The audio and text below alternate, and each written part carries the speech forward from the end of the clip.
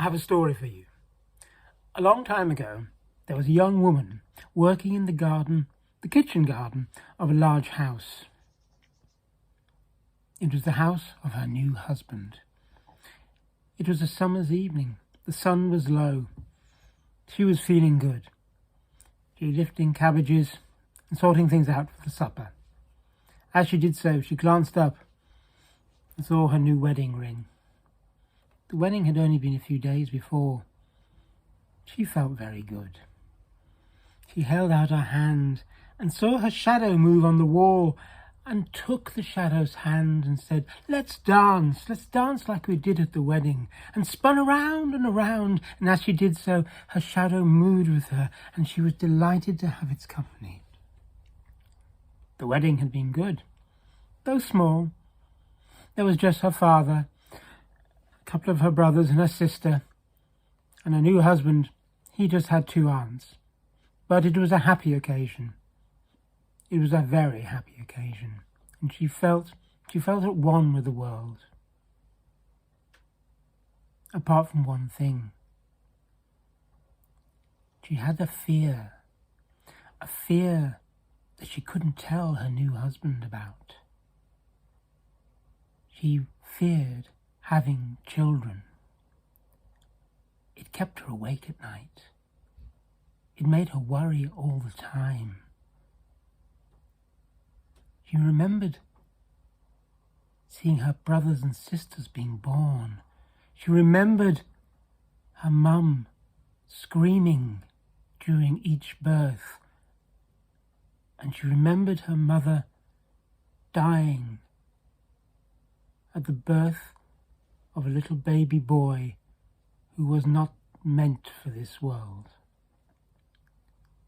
And this fear had grown in her until at times it overwhelmed her completely and took over her mind so nothing else sat in it. But she couldn't tell. She couldn't tell that to her new husband. It kept her awake at nights, so much so that one day when she was at market, she heard that there was an old woman in the woods who knew the cures, who could help people. So she decided that she would go and seek out that woman, seek out a cure. Early one morning, when her new husband was still in bed, she slipped out of the house and made her way towards the forest, the deep forest, where the woman was said to live. The smell of pine was in the air, the rustle of leaves as she moved through the woods. It felt cold, colder in the shade of the woods, despite the warmth of the summer, and she made her way deeper and deeper in amongst the trees. And then she saw the hut where she had been told the old woman lived. Outside was sitting a leathery old woman, sitting on a kitchen chair. "I've come for a cure," she said. "You've come to the right place," said the woman. "Come forward. What do you seek from me?" "I have a fear," said the young woman. "I have a fear of having children. Can you help me?" "No," said the old woman. "I cannot help you with that. But I can get rid of what you fear forever." "How do you mean?" "How do you mean?" said the young woman. "I can give you something that will mean that you never have children. Ever. If I give you this, you cannot go back. You cannot go back. Do you want this?" The young woman thought, "No children. But I cannot I don't want children. I cannot. Yes, I'll take it, she said. Take it. The old woman went into her hut and brought out 7 black stones. This is a stone for each of your children. How did you know that my husband wanted 7 children? Said the young woman. I just know. Well, what am I to do with these? You are to go to the town well and drop each one into the well. If you do that, you will not have children. The young woman looked at the small black stones sitting in her hand. She started to shake. Should I do it? Should I do it? They are yours to make your own mind up with, said the old woman. Now go! Go! That night she lay in bed thinking about what the old woman had given her.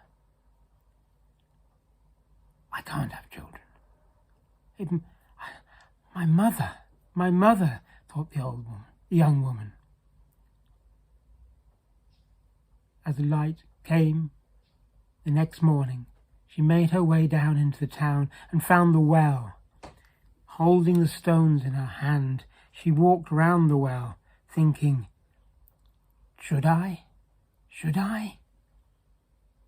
And then she remembered how scared she felt, and she took one stone and threw it into the well.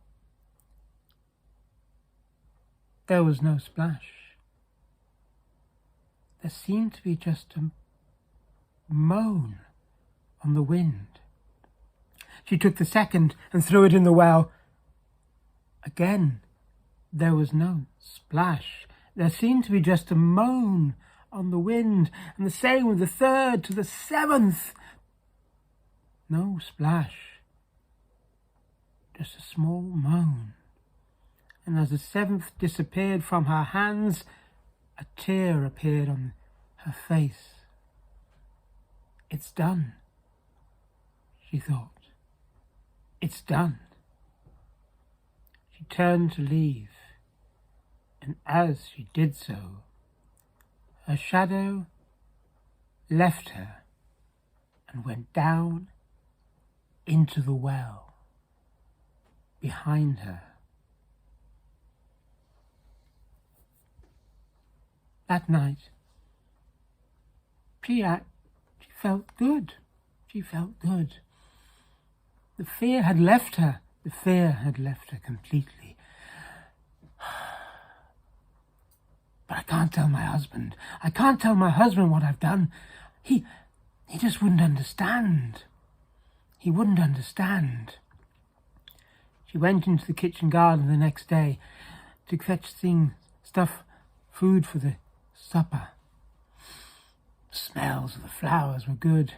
The sun was rising again, and she made her way out towards the cabbages. She took up a spade and struck it into the ground beside one of the cabbages and went to lift it. And then she looked at the wall. She could see the shadow of the spade, but she made no shadow herself. She put out her hand as she did the previous day to dance with a shadow, but it was not there. It was not there. She gasped. I've been marked. I've been marked. I must avoid being out here at all times if my husband is around. He must not know this. He must not know this. And she scurried inside with the cabbages into the kitchen, and she stayed in the house for days, doing what she could around the house. But one day, her husband came back during the day. His business had been short that day, and he was in a good mood and said, the house needs warming up. We need some flowers in the house. The garden looks good. Bring some flowers in the house. I will go and change upstairs. Bring some flowers. She moved out slowly. glancing up at their bedroom, which faced the garden. He didn't seem to be there, so she went to pick some flowers, and she picked one beautiful dahlia, and holding it in her hand, she turned round, and there was her husband staring out of the window, not saying anything, until he opened the window and said, "Come inside now. Come inside now." She moved slowly, shuffling her feet, into the house. "You have no shadow. You have no shadow, wife. You have made a pact with the devil. It is a well-known sign." And the woman told him all that had happened, because she was a good woman. He stared at her. "No children. You made a pact for no children. This I cannot live with. You are to leave. No one would ever forgive you. You will not be forgiven, ever. Hell would have to freeze over before you were forgiven. There would be flowers growing on my roof before you are forgiven. Get out, now."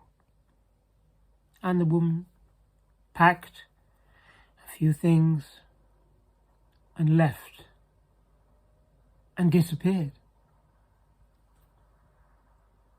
The man took a housekeeper. She was an older lady. She cared for the house well. She looked after him well, fed him well. And he paid her good money. But he said one thing to her: "We are never to discuss my wife. Do you understand?" And the housekeeper needed the job, so she agreed. She agreed to that one obligation. And life fell into a pattern. The house being cleaned, food being provided, the man going about his work and business elsewhere. But years later, as the housekeeper was just preparing bread one evening, her master was upstairs. There was a knock at the door. Who can that be, she thought. And she went to the door, and outside, bent almost double, was a wretch of a woman. Her clothes in shreds, her feet black, her nails black, her hair long and dank. Do you have food for me? Can I stay the night? We are a Christian home. Come in, we will find food for you. You can stay for one night. That is an obligation of the house. Come in. The woman shuffled in.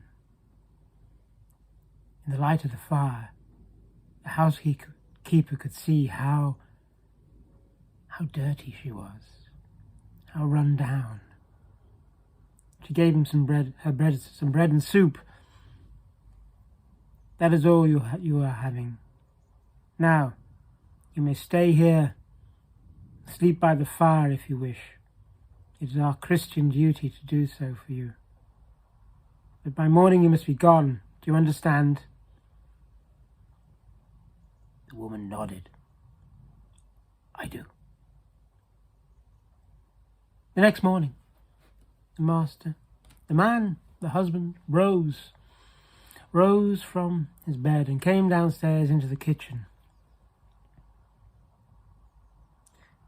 The housekeeper had mentioned in a note that there may be someone in the kitchen, And indeed there was a member of the poor. He went over to her and looked. Her dirty clothes surprised him. How can people live like this? How could people be like this? And then he glanced at the face and thought, she looks familiar. She looks familiar. And then he realized that she wasn't breathing. He spat on his hand, made it wet, and put it near her mouth. There was no breath at all. She was completely still. She was dead. He heard the housekeeper arriving through the back door, and he turned to her and said, "There is a..." But as he did so, the housekeeper broke into the kitchen, shouting, "Sir, sir, sir, have you seen the flowers on the roof? Have you seen the flowers on the roof?"